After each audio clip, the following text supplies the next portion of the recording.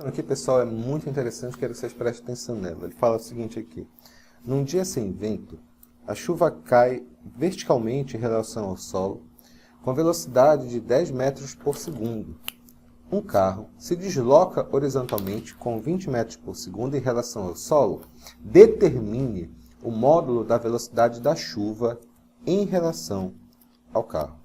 Determine o módulo da velocidade da chuva em relação ao carro. Como diz a Sandy, a chuva cai, né? Aqui. Está aqui a chuva. Em relação ao solo, ela cai desse jeito, tá bom?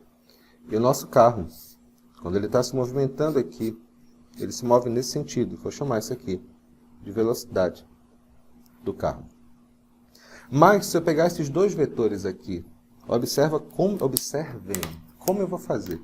Se eu pegar esses dois vetores, aqui eu tenho a velocidade da chuva. A chuva cai com a velocidade da chuva. E nesse sentido, o que eu vou ter? Qual a relação aqui? Nesse sentido, eu vou ter o quê? A velocidade do carro. Essa relação aqui que a gente está colocando aqui. Como é que funciona aqui? A velocidade do carro. Ele vem para cá e vai fazendo isso daqui. Todos esses casos aqui. Então, quando você faz tudo isso, quando você tem essa relação, a velocidade do carro, tudinho, como é que vai ficar isso daqui? Se você unir os dois vetores, vai ficar como?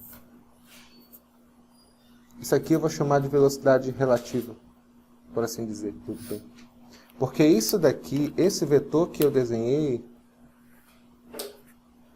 é como a chuva cai no meu para-brisa. Ficou claro? É por isso que ela cai dessa maneira. Não porque o vetor ele é inclinado, mas é porque, não porque a chuva cai inclinada, não tem nada a ver com isso.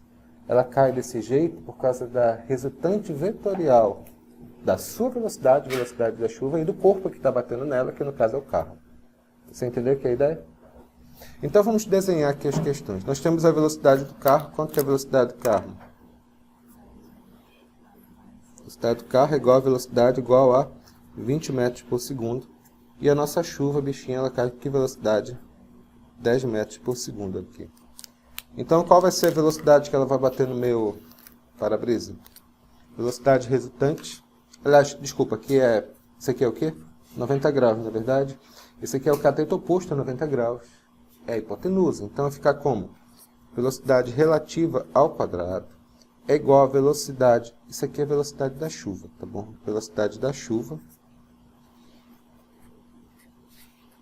ao quadrado mais a velocidade do carro ao quadrado. Evitem tentar decorar a ordem das situações, porque a verdade é que vocês vão ter que montar para cada caso. Ficou claro o que eu fiz aqui? Eu desenhei bonitinho. Então vai ficar quanto? Quanto é a velocidade relativa? Sei lá.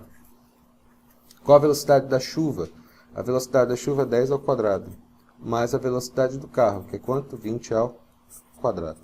Então essa velocidade relativa vai ser igual a quanto? 10 ao quadrado, que é 100, mais 20 ao quadrado, que é igual a quanto? 400. Essa velocidade relativa vai ser igual a 500.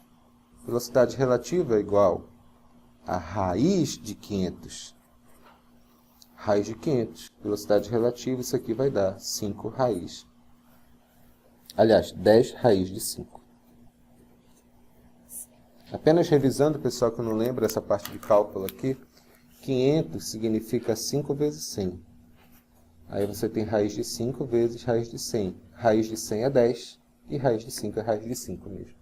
Tá bom? É isso. Rapidamente, só para essa parte final aqui. Por quê? Qual a maneira mais eficiente de você andar na chuva? Correndo ou andando? Porque se andando vai se molhar, né? Se correr tem um risco de cair. Se molha mais, né? Se correr. Se ficar parada não se molha, né? A regra de 3, né? Tudo é regra de 3, né? É porque na prática, quando você corre, você aumenta a área. Você percebeu esse vetor inclinado aqui? Esse vetor inclinado, a velocidade da chuva, ela aumenta um pouco mais. 10 raiz de 5 significa que ela vai ficar com uma velocidade relativa aqui. Só para vocês entenderem aqui, vai ficar... Raiz de 5 é aproximadamente 2,23. vezes 10. Isso aqui vai ficar 22,36 metros por segundo. Ou seja, a chuva vai bater mais forte em você. Isso é óbvio, né? Porque é a união de duas velocidades. A questão é que quando você corre, você vai aumentar a velocidade com que os pingos de chuva vão bater em você. Ou seja, vai ter mais água batendo em você, mas tem um detalhe importante. Para pequenas distâncias, quando você vai se molhando aqui, quando você vai se movimentando, ou você fica andando na chuva, a quantidade de água que cai no seu corpo é mais ou menos uniforme. Ficou claro? A diferença é que quando você está andando, primeiro molha a parte aqui de cima e depois vai encharcando o teu corpo. Na chuva, molha só uma parte de maneira uniforme, né? Mas a ideia é sempre a mesma.